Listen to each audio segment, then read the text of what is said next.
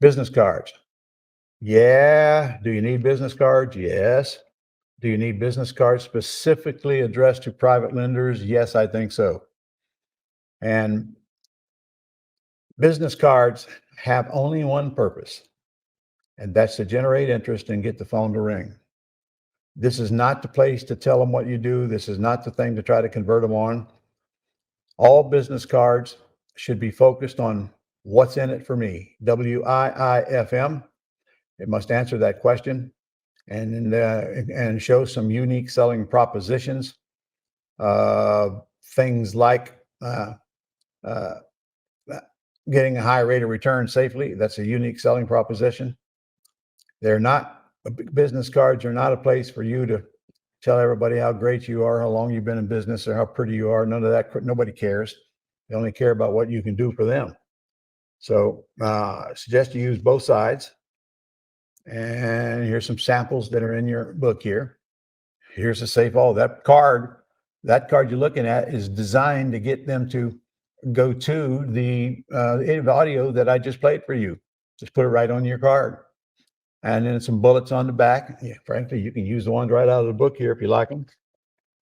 Make sure that the back of your card has raised letters so they can know there's something on the back when you hand them your card. Look right there. I don't know how you're going to do better than that. Earn high returns, self-directed IRAs, 401ks, no hassle, small investments, well secured. For your free report called "Are You Expecting Social Security to Provide Your Retirement?" If that's the one you're going to send them, they can call and leave a 24-hour voice message, or they can go right to the page that we just played on that video. So, Nick, when they go to that page, we're going to know they've come and gone, are we not? Yeah, so before they even get there, they've requested information on your website. They've entered their name and email at the very least to get it. Okay. And then you can also decide at that point, after you've talked to them, on whether or not you want to send them more information by either email or by physical mail, or if you want to meet up with them or something like that. I'd do all the above. I think I'd call them first and screen them a little bit, and just point blank ask them, "Do you have any questions that I can answer for you now?"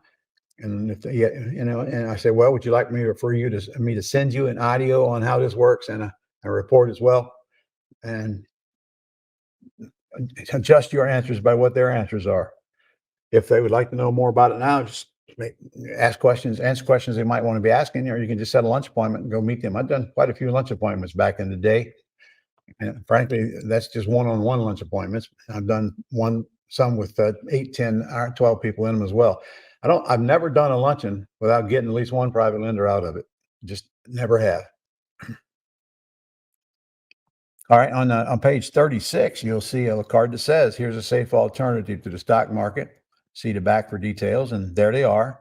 And honestly, that one's the cleanest because that drives them right to that message. Here's a safe alternative. Now remember, I'm not advertising for private money. I'm not. They got to request it from me. Now we got a relationship. I can solicit them any way I want from that point on. Okay, here's one on page 38. I kind of like too. A lot of information on the back of the card. Always use the back of the card. And I'll let you read that. And look, you don't like the language, create your own language. All right, I'll give you free will to do that. But point is, you get the message in their hand. So this is not part of your book here. Come back to that in a second. Make some notes, because somehow this got left out of your book. Because I want you to know what to do once you've done the due diligence on a house and your title is clear. Now what? All right. Step 1, call the lender and just give them the facts. The facts are, the house is worth blank when it's fixed. I think it's going to take $50,000 to fix it. I'm going to need to borrow blank to get it purchased and repaired and have some money to hold for holding costs. And I'm going to put it right on the market and list it with a realtor. If that's true, as soon as I get it rehabbed. So, do you have any questions? Be careful you don't talk too much. Be careful you don't tell them what you expect to make on it. I don't want to tempt them. Just give them those basic facts and say, is there anything else you need to know? And if there is, well, you get it to them. If there isn't, you're going to say, well, okay, I'm going to need 100K. So I'm going to send you the wiring instructions to the closing agent and ask you to get it over there as soon as you can, because we won't set up the closing until we get the money. Now, what do you do then? Once the money arrives, you send instructions. That's all. It's an email to the closing agent, and you choose the closing agent, incidentally.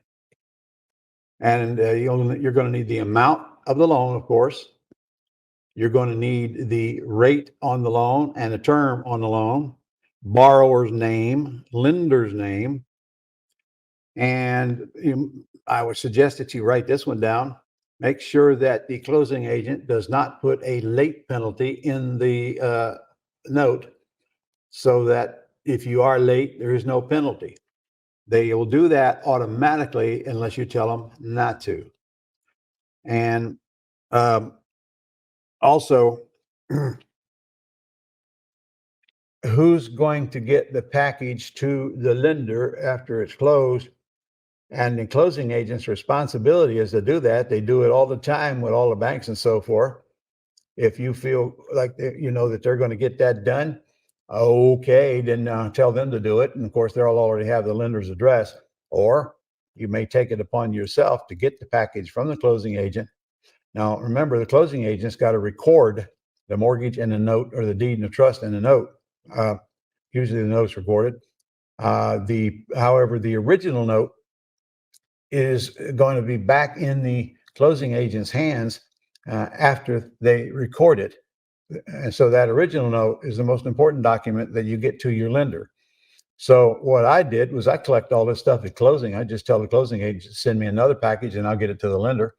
And if they don't want to do that, okay, you send it. But make sure you're clear on what's going in the closing package. And I'll tell you, I don't want them to put my closing statement in there where I bought the property. The lender don't need to know all of that. They just need to know what their collateral is. Because if you do that, now you got your purchase price in there, and now they see the amount of the loan is way above that, and who knows, might cause some grief you don't want to, you really don't need. So I leave the closing statement out. Now look, if you got lenders that want certain items and you're not normally put them in your package, you're gonna have to put them in your package. But if the lender don't care how much I'm making, or they don't care how much I'm paying, I'm not going to give them that information freely. I'm just not. If they call me on it, they'll get it. So we got to make sure that the original note and a copy of the recorded mortgage gets to your closing agent. That's the two most important documents, along with fire insurance policy. You are not to close a loan until you have fire insurance and the lender is named as the first mortgagee on the property. And of course, your company's named as the owner of the property. That's got to be in place before the loan closes, not after the loan closes. And fire insurance and title insurance. So the lender's going to want a copy of the title policy, which the title company will send them later, and fire insurance now. So your package is very simple. It's note and mortgage and fire insurance. Let me see what else I think might go in there. Really, honestly, there is nothing else to go in there that they don't already have. That's it on the package. So briefly, here's what you're going to do. Got the lender orally committed to a loan, got the property under contract, title search is done, looks okay. Now your you're going to schedule it for, well, you're not going to schedule it, but you're going to get the lender to then wire the money to the closing agent. When that's there, you should have already negotiated the fire insurance policy and told the insurance company to go ahead and get it. You need an invoice. You'll need the invoice to pay for the policy a year to give to the closing agent so they can deduct it as an expense on the closing statement. So you don't have to come out of pocket. It'll come out of the loan and the closing agent will pay the premium for you. So